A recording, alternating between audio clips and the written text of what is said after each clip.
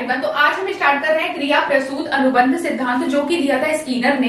ठीक है, इससे भी बहुत ज्यादा क्वेश्चन देखने को मिलते हैं। तो सबसे पहले आपको ये पता होना चाहिए क्रिया प्रसूत होता क्या है, इसका अर्थ क्या होता है। ठीक है, क्रिया प्रसूत का अर्थ होता है कोई भी जीव जंतु हो, चाहे प्राणी हो, चाहे मनुष्य हो, उनके द्वारा किया गया कोई ऐच्छिक कार्य, यानी कि वो कोई कार्य करते हैं जिसे वो डेली जीवन में यूज करते हैं, मतलब डेली करते हैं वो काम। रोजाना हम उठते हैं, ब्रश करते हैं, तो ये हमारा क्या है, रोज का कार्य हो गया। तो इसी को बोला जाता है क्रिया प्रसूत। इसका मतलब ही यही होता है कि वो कार्य जो हम रोज डेली बेसिस पर अपने इच्छा से करते हैं। ठीक है, चाहे वो हम हो, चाहे प्राणी हो, चाहे जीव जंतु, कुछ भी हो, तो कोई भी हो, ठीक है, जो सांस लेता हो और वो अपने डेली लाइफ में एक जैसा रूटीन फॉलो करता है और काम करता है, तो उसे क्रिया प्रसूत कहते हैं। ठीक है, अब इसके बारे में जानते हैं। देखो, इसे अमेरिका के हार्वर्ड विश्वविद्यालय के प्रोफेसर B.F. स्कीनर द्वारा 1938 में दिया गया था।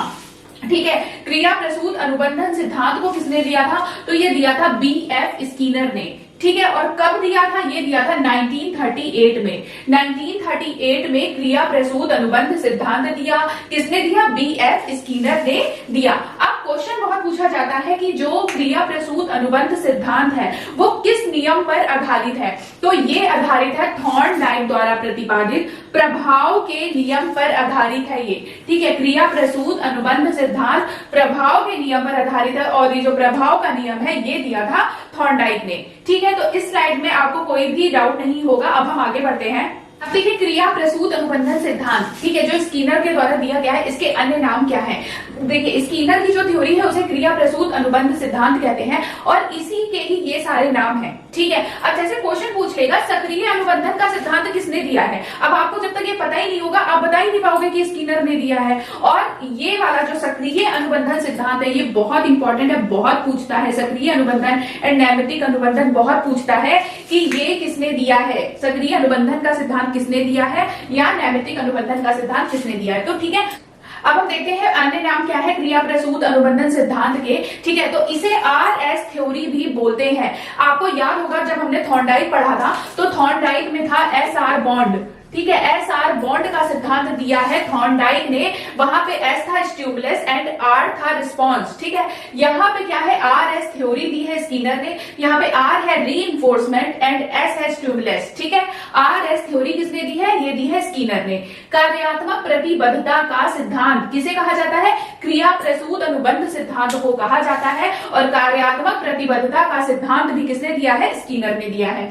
अभिक्रमित अनुदेशन का सिद्धांत ये किसने दिया है, स्कीनर ने दिया है। और अभिक्रमित अनुदेशन को ही क्रिया प्रसूत अनुबंध सिद्धांत भी कहते हैं। सक्रिय अनुबंधन का सिद्धांत किसने दिया, स्कीनर ने, और इसी को क्रिया प्रसूत अनुबंध सिद्धांत बोलते हैं। नैमितिक अनुबंधन का सिद्धांत ये भी दिया है स्कीनर ने, और ये इसी का ही नाम है। क्रिया प्रसूत अनुबंध सिद्धांत के ही ये सारे नाम है। अब मैं एक ट्रिक आपको बताने वाली हूँ जिससे आपको ये सब रटने की जरूरत नहीं पड़ेगी कि आपको याद करना पड़ेगा कि हाँ, सक्रिय अनुबंधन का सिद्धांत इसी का नाम है। अब मैं जो ट्रिक बताने जा रही हूँ वो उस एक सेंटेंस को याद करने से आपको ये सारे नाम याद हो जाएंगे। ठीक है, तो ये आप स्क्रीन पे देख पा रहे होंगे। क्रिया प्रसूत अनुबंध सिद्धांत की ये अन्य नाम है। बस आपको एक सेंटेंस याद करना है, आपको पूरा नाम याद हो जाएगा। सेंटेंस है, अनु और नेमी अभी सक्रिय होकर कार्य करो। जैसे कि दो बच्चे हैं, अनु है और नेमी है। अनु नाम है और नेमी मान लो कि नेमी नाम है। ठीक है, अनु और नेमी अभी सक्रिय होकर काम करो। ठीक है, अब इसी सेंटेंस में सारे नाम छिपे हुए हैं क्रिया प्रसूत अनुबंध सिद्धांत के। ठीक है, तो अनु से क्या हो जाएगा, अनुक्रिया और उद्दीपन। इस अनु से हो जाएगा अनुक्रिया और उद्दीपन। अनुक्रिया और उद्दीपन, इसे ही हमने कहा था RS थ्योरी। ठीक है, अनु और नेमी से क्या हो गया, नैमितिक अनुबंधन का सिद्धांत।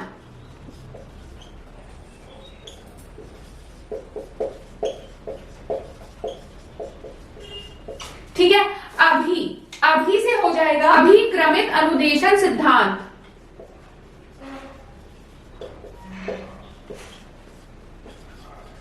अभिक्रमित अनुदेशन सिद्धांत। ये से हो जाएगा सक्रिय अनुबंधन का सिद्धांत।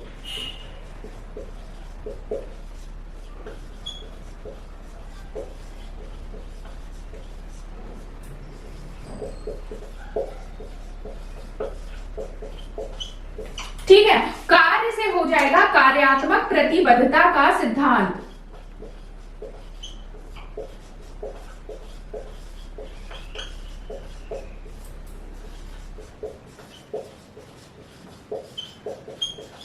ठीक है, ये आप स्क्रीन पे देख पा रहे होंगे, क्रिया प्रसूत अनुबंध सिद्धांत के नाम है। अणु से हो गया अनुक्रिया और उद्दीपन यानी कि आरएस थ्योरी, नैमी से हो गया नैमितिक अनुबंधन का सिद्धांत, अभी से हो गया अभिक्रमित अनुदेशन का सिद्धांत, सक्रिय से हो गया सक्रिय अनुबंधन का सिद्धांत, और कार्य से हो गया कार्यात्मक प्रतिबद्धता का सिद्धांत। ठीक है, आपको बस एक सेंटेंस याद करना है, अणु और नेमी अभी सक्रिय होकर कार्य करो।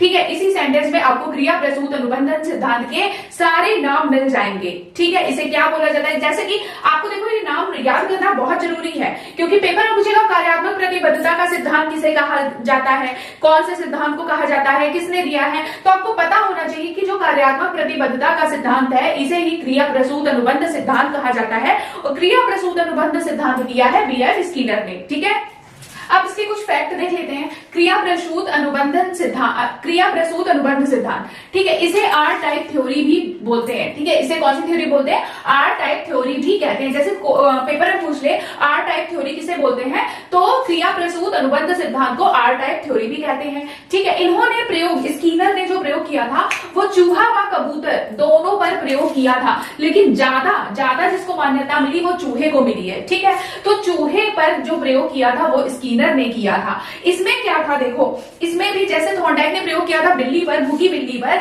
जैसे एक पिंजड़े पर भूखी बिल्ली अंदर थी, ठीक है, वैसे ही चूहा जो है वो पिंजड़े के अंदर था और यहाँ पर एक स्विच, एक चिटकनी जैसा लगा हुआ था, जैसे ही चूहे का पैर इस पर पड़ता था उसको खाना मिल जाता था। और लेकिन अगर वो चिटकनी को गलत तरीके से दबा देता था तो उसके पैर में चोट लग जाती थी। ठीक है, अगर चिटकनी को, अगर जो बटन है, स्विच है, उसको चूहा सही से दबाता था तब तो उसे खाना मिल जाता था, लेकिन अगर वो गलत तरीके से उसको दबा देता था तो उसके पैर में चोट लग जाती थी।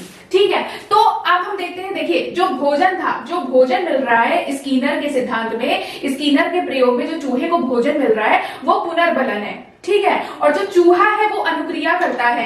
पुनर्बलन यानी कि रीइंफोर्समेंट है ये, और अनुक्रिया करता है यानी कि स्टिमुलस है ये, अनुक्रिया करता है यानी कि स्टिमुलस है। ठीक है, अब देखिए, अब पुनर्बलन कैसे, वो मैं बताती हूँ आपको। जैसे कि उसने, चूहा अंदर है, ठीक है, चूहा बॉक्स के अंदर है, उसे अगर खाना मिलता है, चूहे को खाना मिलता है, चूहा ने अनुक्रिया करी तो उसे खाना मिला।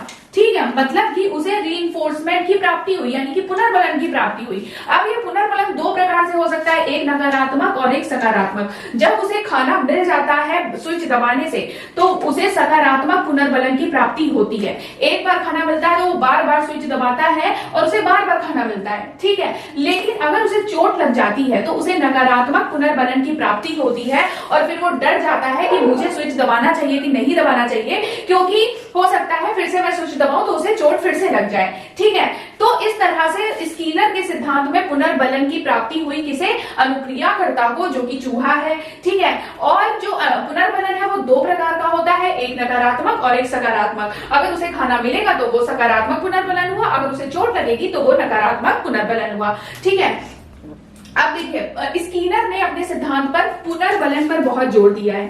ठीक है, पुनर्बलन पर बहुत जोर दिया है स्कीनर ने, लेकिन पुनर्बलन का सिद्धांत दिया है क्लार्क हल ने। ठीक है, और देखिए पुनर्बलन का सिद्धांत किसने दिया है, क्लार्क हल ने। कंफ्यूज मत होइएगा, इसलिए मैंने लिख दिया है पुनर्बलन का सिद्धांत दिया है क्लार्क हल ने, लेकिन पुनर्बलन पर जोर दिया है स्कीनर ने। पुनर्बलन का सबसे ज्यादा प्रयोग किया है स्कीनर ने। ठीक है, अब ये जो चूहे का बॉक्स था, चूहे के बॉक्स को बोला जाता था क्रिया प्रसूत अनुबंधन कक्ष। ठीक है, चूहे के बॉक्स को क्रिया प्रसूत अनुबंधन कक्ष बोला जाता था, लेकिन बाद में आगे चलकर स्कीनर के शिष्यों ने इसे स्कीनर बॉक्स, स्कीनर कक्ष का नाम दे दिया। ठीक है, पहले जैसे क्वेश्चन भी पूछा गया है, ठीक है, आया भी है ये क्वेश्चन कि चूहे के बॉक्स को पहले क्या बोला जाता था, तो क्रिया प्रसूत अनुबंधन कक्ष बोला जाता था।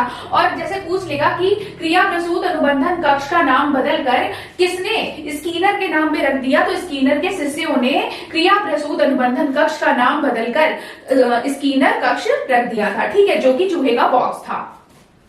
अब लास्ट में हम ये देखते हैं कि इस सिद्धांत के द्वारा बच्चा बच्चा क्या सीखता है। ठीक है, देखो बच्चे के शब्द भंडार में वृद्धि होती है। इस सिद्धांत के द्वारा बच्चे के शब्द भंडार में वृद्धि होती है, सीखने में गति व सफलता मिलती है। ठीक है, सीखने में जैसे ही पुनर्बलन हुआ, ठीक है, कुछ अचीव किया बच्चे ने, तो क्या होगा कि बच्चे में सकारात्मक भाव आएगा कि हाँ मैं और कर सकता हूँ, और कर सकता हूँ। ठीक है, तो इससे क्या होगा, सीखने में गति मिलेगी और उसे सफलता भी मिलेगी। जब उसे सफलता मिलेगी तो उसे संतोष प्राप्त होगा, और संतोष क्या करेगा, क्रिया को और बल देगा। ठीक है, अधिक प्रयास करने पर बल, ठीक है, अधिक प्रयास करने पर बल देगा कि हाँ एक बार अगर जैसे चूहा था, चूहे को बॉक्स में रखा गया, एक बार उसका लीवर जो बटन था वो दब गया तो वो बार बार प्रयास करने लगा। तो वैसे ही अधिक प्रयास करने पर बच्चा भी बल देगा। एक बार उसे सफलता मिलेगी तो बच्चा सोचेगा मैं फिर से करूं, फिर से मुझे सफलता मिलेगी, तो वो अधिक प्रयास करने पर भी बच्चा क्या करेगा, बल देगा। ठीक है, तो ये था क्रिया प्रसूत अनुबंध सिद्धांत जो स्कीनर ने दिया है, और उम्मीद है आपको ये वीडियो पसंद आई होगी। पसंद आई है तो please like, share and subscribe जरूर कर दीजिएगा चैनल को।